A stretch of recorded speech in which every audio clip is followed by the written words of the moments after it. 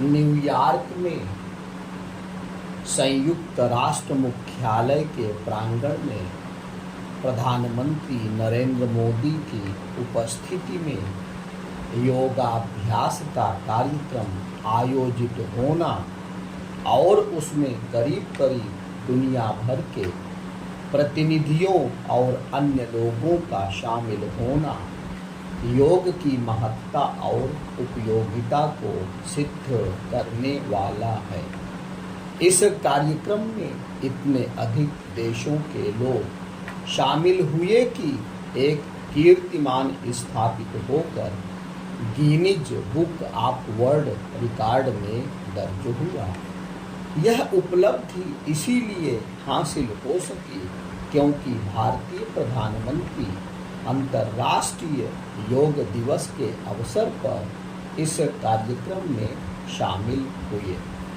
योग ना जाने कब से दुनिया भर के लोगों को आकर्षित कर रहा है, लेकिन उसे लोकप्रिय बनाने और उसकी महिमा से परिचित कराने का श्रेय भारतीय प्रधानमंत्री को इसलिए जाता है क्योंकि उन्होंने ही संयुक्त राष्ट्र के मंच से अंतर्राष्ट्रीय योग दिवस मनाने का आग्रह किया था।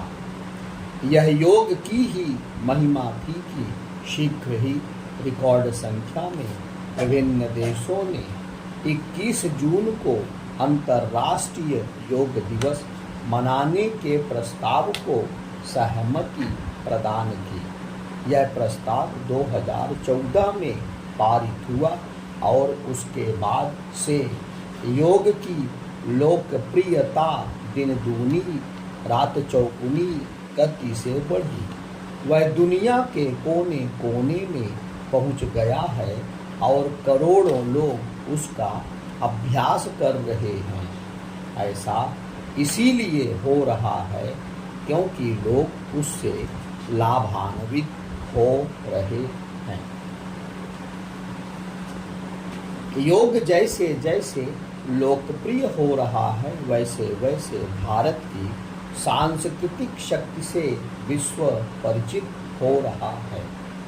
सांस्कृतिक शक्ति के रूप में योग भारत के प्रति विश्व में एक सकारात्मक वातावरण निर्मित करने के साथ उसके बारे में अधिकाधिक जानने के लिए प्रेरित कर रहा है। यह प्रक्रिया अंतर्राष्ट्रीय स्तर पर भारत की पहचान को पुष्ट और प्रतिष्ठित करने का काम कर रही है। योग विश्व को भारत की एक ऐसी देन है जो किसी वरदान से कम नहीं। योग का प्रचार प्रसार होने के साथ ही विश्व भारत और भारतीय संस्कृति से परिचित हो रहा है। दुनिया भर के लोग योग के साथ साथ आसन, प्राणायाम, ध्यान, शांति आदि शब्दों से अवगत हो रहे हैं। इससे भारतीय संस्कृति, संस्कारों और परंपराओं के प्रति जिज्ञासा बढ़ रही है। योग के साथ ही आयुर्वेद भी अपनी महत्ता रेखांकित कर रहा है। चूँकि योग एक विज्ञान सम्मत विधा है, इसलिए उसकी स्वीकार्यता बढ़ रही है।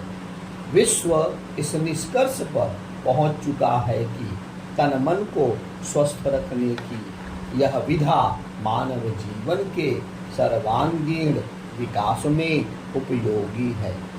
योग अपने नाम के अनुरूप विश्व को जोड़ने के साथ शांति एवं सद्भाव का संदेश देने का भी काम कर रहा है।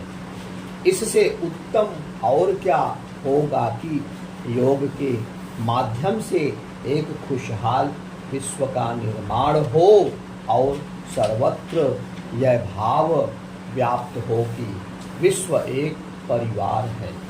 भारतीय संस्कृति का अभीष्ट भी यही है। चूँकि आज की भाग दौड़ और तनाव भरी जिंदगी में योग मन मस्तिष्क को स्वस्थ रखने में सहायक है, इसलिए वह हर किसी की दिनचर्या का अंग बनना